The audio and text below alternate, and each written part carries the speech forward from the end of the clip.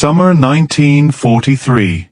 The sun draped itself across the sprawling Pennsylvania countryside, baking the dry fields into a brittle gold that crackled underfoot. In the distance, the low hum of cicadas mingled with the occasional clatter of boots against wooden planks, a rhythm that felt both steady and ominous.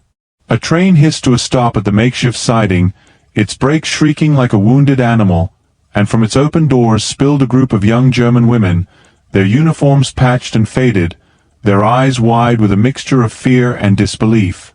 Dust clung to their hair, sweat ran in streaks down their faces, and the sunlight struck the metal of their identification tags, glinting like tiny warnings of what lay ahead. Lieselot Bauer, 19, moved first, her stride hesitant but determined. She was slight, wiry, with sharp, observant eyes that flickered over the barbed wire fences and the rows of hastily constructed wooden barracks. Each step felt heavier than the last, weighted by the knowledge that she had left behind a world irrevocably shattered by war. Beside her, Ingrid Meyer, slightly taller, clutched her threadbare coat around her thin frame. Her gaze lingered on the tall sunflowers swaying near the fence, an incongruous splash of beauty in a place designed for confinement. "Do you think they'll starve us?" Ingrid murmured, almost to herself, but loud enough for Lise to hear. "Starve us or feed us like kings," Lise replied, a dry humor in her voice that belied her fear. "I've heard rumors both ways. We'll see which is true soon enough." Greta Hoffman, 18, followed quietly, her hands tucked into her coat pockets. Practicality had become her shield. While the others whispered anxiously about what awaited them, Greta counted the supplies being unloaded from the train, crates of potatoes, barrels of beans, sacks of flour, and tried to imagine that the drab barracks might, for a moment, feel like home. She had learned early in life that hope had a taste, even if it was bitter.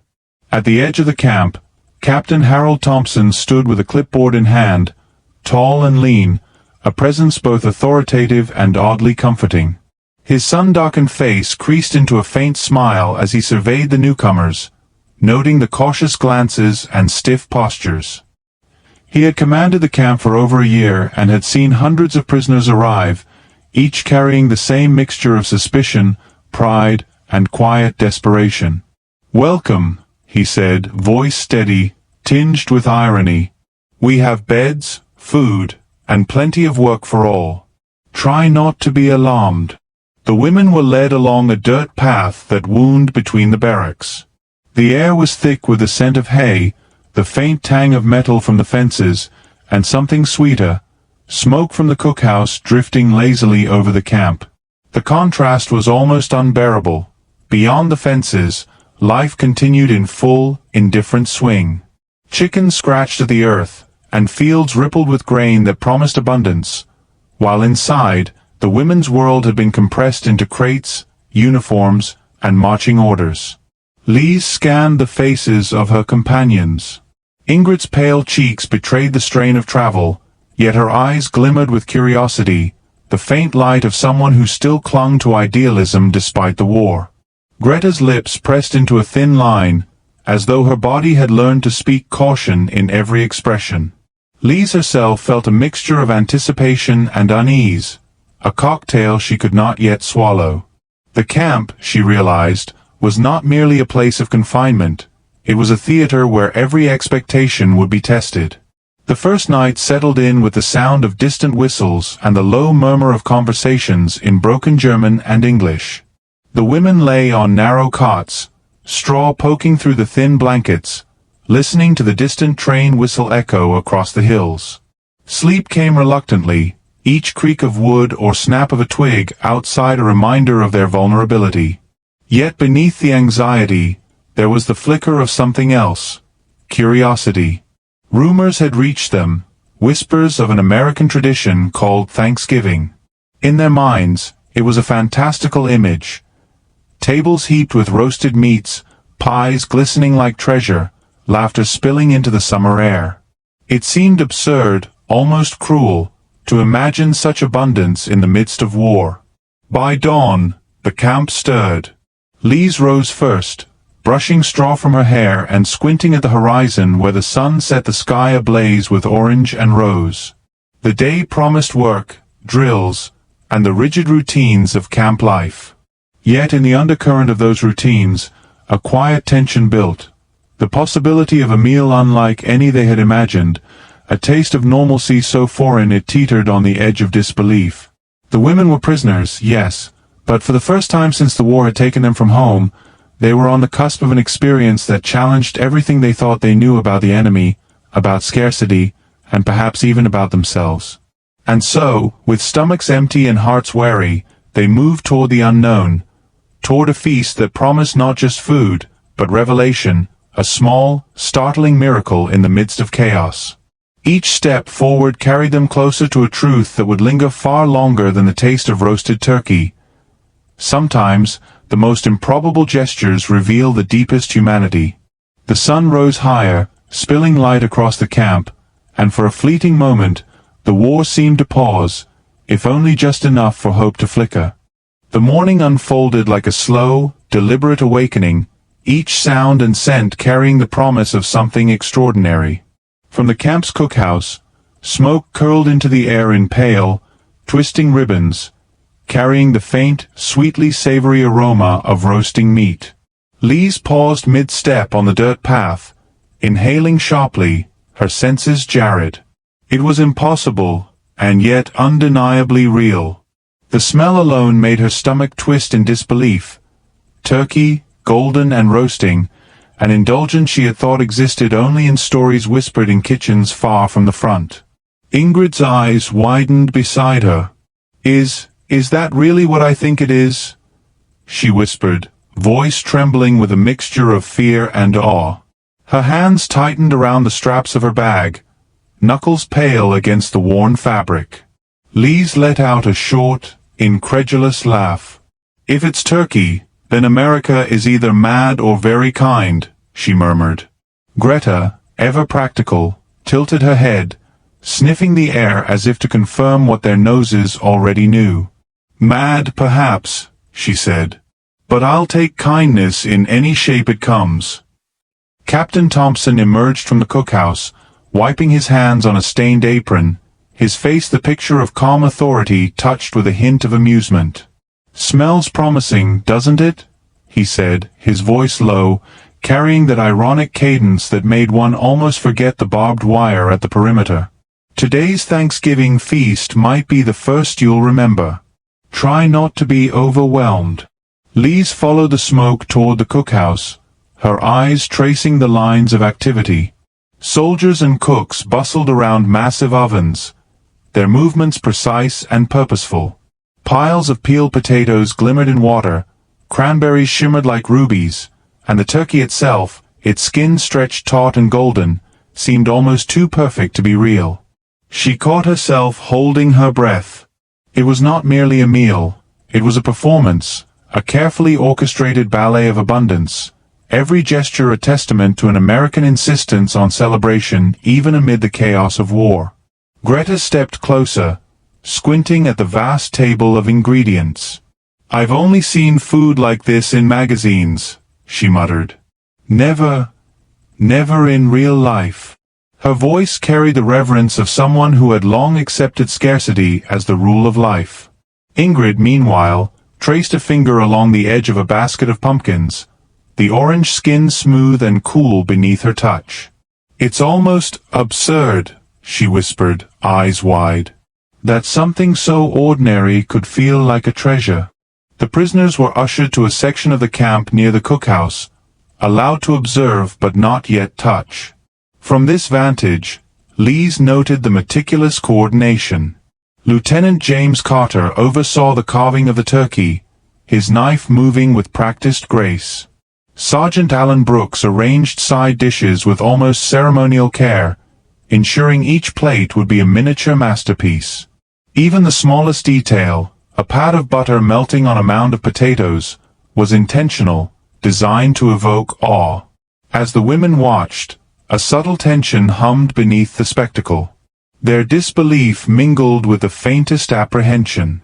This level of indulgence seemed almost inconceivable in wartime, Lisa's mind raced, recalling the ration lines and whispered rumors of shortages, the stories of families scraping by with little more than bread and stew. Could it be a trick? A staged illusion to mock them? Her stomach, despite skepticism, betrayed her.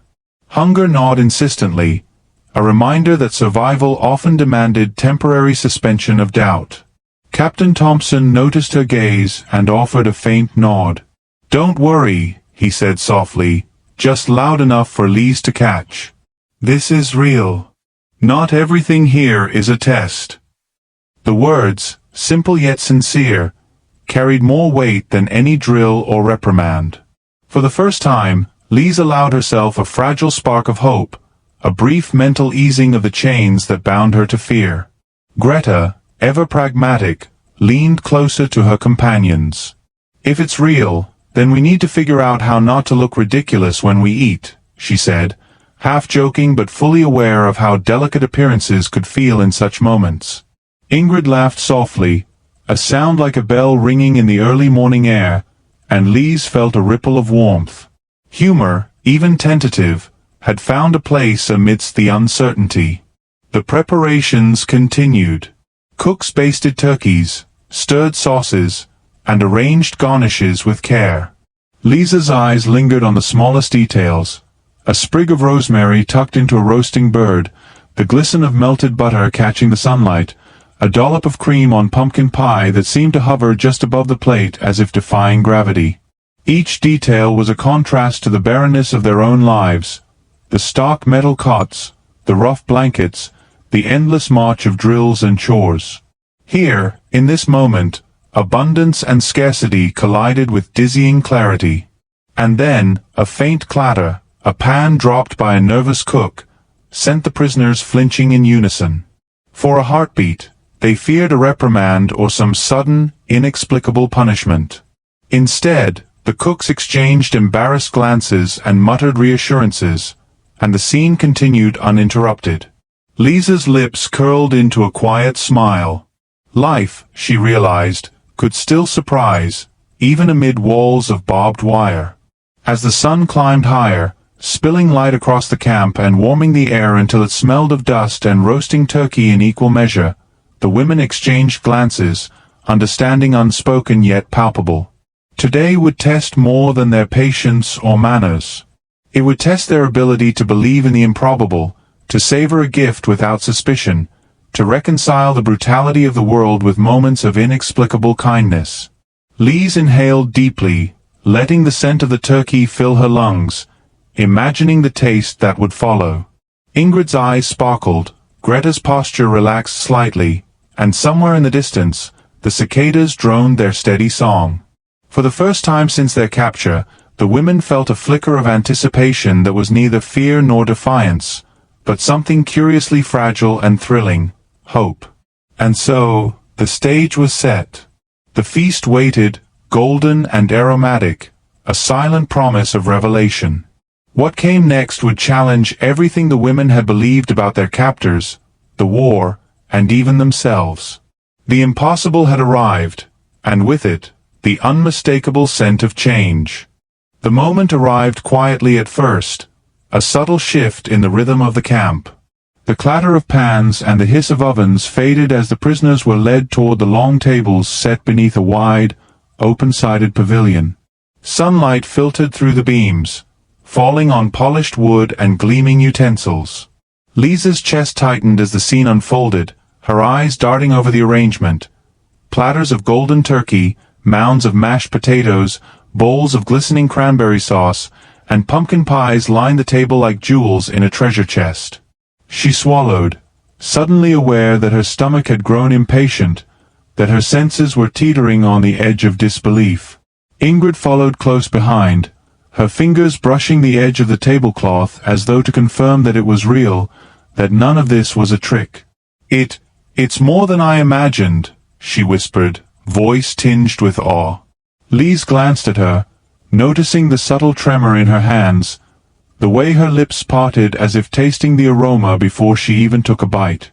Greta, ever practical, sniffed once, then muttered, "It'll taste good if we survive the etiquette," a dry attempt to inject levity. Lise allowed herself a faint smile. Humor, delicate and understated, was a fragile tether to normalcy. The prisoners were guided to their seats alongside American soldiers, a pairing that carried a subtle, almost electric tension. Eyes flicked between tables, between uniforms, between strangers who were, until this morning, enemies. Captain Thompson moved among them with quiet authority, nodding at each face, his presence a reminder that order and reassurance could coexist. Lieutenant Carter and Sergeant Brooks orchestrated the service with precision, carving the turkey with practiced grace, arranging sides with a careful eye for symmetry, and ensuring every plate reached the table as a small masterpiece of abundance. Lisa's gaze lingered on the turkey as Lieutenant Carter lifted a drumstick onto a plate. The skin was taut, glistening in the morning light, the aroma rich and earthy with the subtle sweetness of roasting. Each cut revealed tender, steaming meat beneath, a texture that seemed almost sacrilegious in its perfection. She inhaled, savoring the scent with reverent disbelief. Ingrid reached out, hesitated, then took her first slice, her eyes widening as she tasted what her mind could scarcely believe existed in reality. Greta followed, slicing carefully, as if any misstep would shatter the fragile spell of abundance. Around them, the camp hummed with quiet conversation.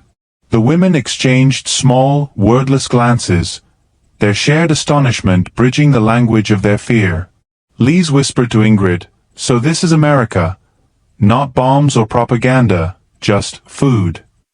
Ingrid nodded, a faint smile tugging at her lips, and for a moment, the war outside seemed distant, irrelevant. Yet beneath the calm, tension simmered, a reminder that this peace, this indulgence, was provisional, a temporary reprieve from the relentless pressures of conflict. Then, without warning, a small commotion erupted near the ovens.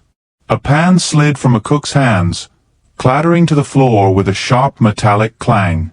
Heads snapped toward the sound. The women stiffened, instinctively bracing for scolding or reprisal, but the cooks exchanged hurried apologies and laughter, righting the pan and resuming their work. Relief washed over Lise, accompanied by a flicker of exhilaration.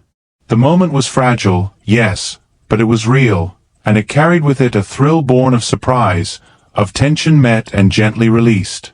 As the feast continued, flavors mingled and transformed. Butter melted over potatoes, cranberries burst with tart sweetness, and the pumpkin pies offered a delicate, spiced finish.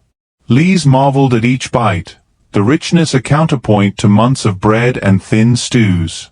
Ingrid's laughter punctuated the quiet, a sound that was both unpracticed and musical, a spontaneous rebellion against fear. Greta, meanwhile, carefully dissected each dish with precise attention, savoring both taste and texture as though cataloging a treasure map of sensation. Humor surfaced again in small doses. Ingrid leaned toward Lise, lowering her voice.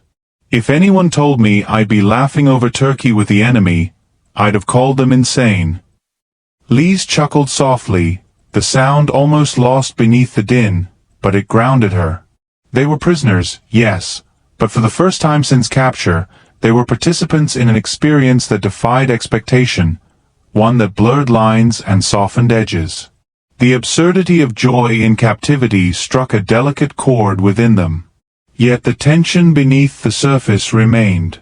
Every bite, every laugh, was tempered by the knowledge that the war waited beyond the fences.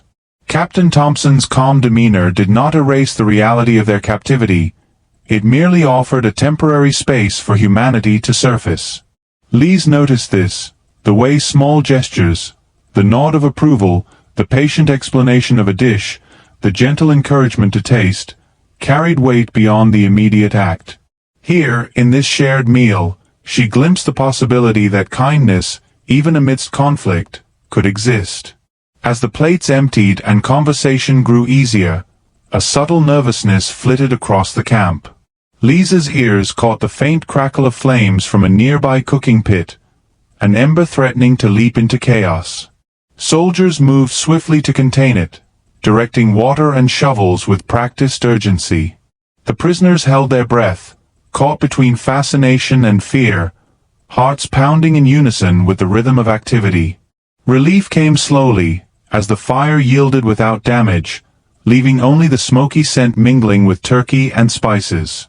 Lise exhaled, feeling a strange exhilaration in surviving both the feast and the near disaster. Ingrid and Greta mirrored her relief, each in their own way, one with a quiet laugh, the other with a thoughtful nod. The shared ordeal, minor though it was, had cemented a subtle connection between captor and captive, a fragile bridge built from trust, attention, and an improbable abundance of food. By the time the final slices were served, the women had settled into a rhythm, tasting, savoring, and quietly acknowledging the surreal normalcy of the moment. The turkey, golden and fragrant, had transformed from myth to tangible reality. And as Lise glanced around, taking in the faces of her companions, the soldiers, and the surrounding camp, she realized that today's feast had revealed something far greater than flavor. It had offered a glimpse of humanity surviving in the unlikeliest of places, a reminder that even war could not entirely extinguish small miracles. The fire was extinguished, leaving behind a faint curl of smoke that hung in the air like a whispered memory. The last of the dishes had been cleared, the golden turkey now a memory on empty plates, and the camp settled into an unusual quiet. Lise lingered at the edge of the pavilion, hands clasped loosely in front of her, still tasting the richness of roasted meat on her tongue. She could feel the warmth of the sun on her shoulders, a sharp contrast to the cold, rigid discipline of the past months. In that warmth, she recognized something fragile yet profound, the simple, undeniable presence of humanity. Ingrid stood beside her, eyes reflecting a mixture of astonishment and gratitude. She traced her fingers along the edge of the wooden table, still damp from the cloths that had been changed repeatedly throughout the meal. I never thought I'd see anything like this," she whispered, voice almost lost in the breeze that carried the faint scent of smoke and lingering spices. Greta, ever practical, adjusted the coat around her shoulders, a gesture of habit, but the faint smile tugging at her lips betrayed the shift inside her. They had crossed a threshold, from disbelief to recognition, from fear to cautious trust. Captain Thompson approached, his expression calm, yet touched with something more, pride, perhaps, or the quiet satisfaction of seeing order and generosity coexist. "You did well," he said simply, nodding toward Lise, Ingrid, and Greta. His words carried weight, not because of authority, but because they acknowledged the delicate balance the prisoners had maintained, participating fully in a moment that seemed to defy the grim logic of war. Lise exhaled slowly, feeling the tension that had gripped her for months uncoil, just enough to notice the faint tremor of her own hands. The pavilion was alive with the aftermath of the feast, laughter lingering, small conversations in broken English and German, the clatter of chairs moved back into place. Each sound was a note in a melody of relief and wonder. Lisa's eyes scanned the faces of the soldiers and prisoners alike, noting the subtle shifts, the softening of brows, the shared glances, the small, almost imperceptible gestures of camaraderie. The war had not paused, nor had the fences disappeared, but within this space, humanity had found a foothold. Greta stepped forward, picking up a stray scrap of cloth and folding it carefully. "It's strange," she said quietly, "to feel safe while still being a prisoner." Her voice carried a rough edge, honed by months of vigilance and fear, but also a warmth she had not allowed herself to express until now. Ingrid nodded, her gaze distant, tracing the outlines of the camp beyond the pavilion. "Safe enough to notice the world," she murmured, "even for a little while." Lise felt the truth of that in her chest, a sensation both sharp and liberating. The sun climbed higher, casting long shadows that stretched across the dusty ground, illuminating the faces of those who had gathered, linking them in a silent, unspoken accord. Lisa's mind drifted to the golden turkey, the mashed potatoes, the pies, simple sustenance elevated into something extraordinary by intention and care. She realized that the feast was not merely a meal but a revelation, the possibility of grace, even amidst the machinery of war, the fleeting triumph of generosity over suspicion. A sudden, almost imperceptible sound drew their attention, a bird taking flight from a nearby tree, wings beating against the calm afternoon. The movement startled Lise, yet the thrill that rose in her chest was unlike any she had felt in months. It was as if the world, in that tiny flutter, was reminding them that life persisted beyond fear, beyond routine, beyond the confines of barbed wire and discipline. She felt the same thrill ripple through Ingrid and Greta, a silent acknowledgement that they were not simply surviving, they were awake to something larger, more profound. Captain Thompson lingered nearby, observing, and in that moment, Lise understood the full measure of his leadership. Not in drills or commands, but in the quiet orchestration of humanity. He had created a space where the impossible, laughter, gratitude, and genuine connection, could take root. And though the women were prisoners, they were also witnesses to the resilience of kindness, the audacity of generosity in the midst of destruction. Lise stepped forward, carefully placing a hand on the edge of the table, inhaling the lingering aromas one final time. Her thoughts sharpened, coalescing around a single, undeniable truth. Moments like this were rare, fleeting, and precious precisely because they defied expectation.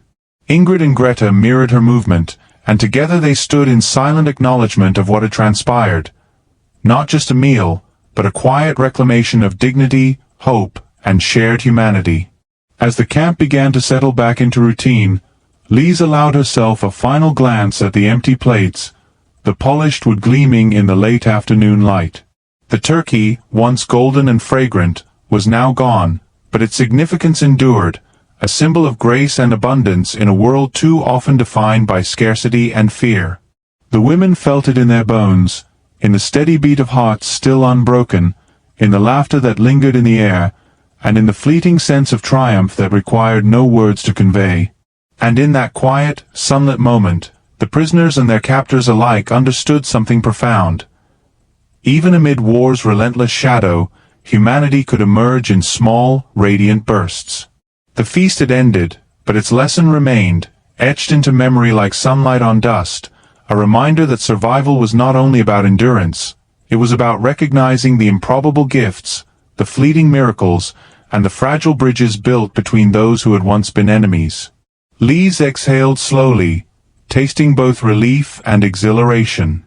Somewhere beyond the fences, the world raged on, but here, in this fragile pocket of time, life had triumphed in the most unexpected, unforgettable way.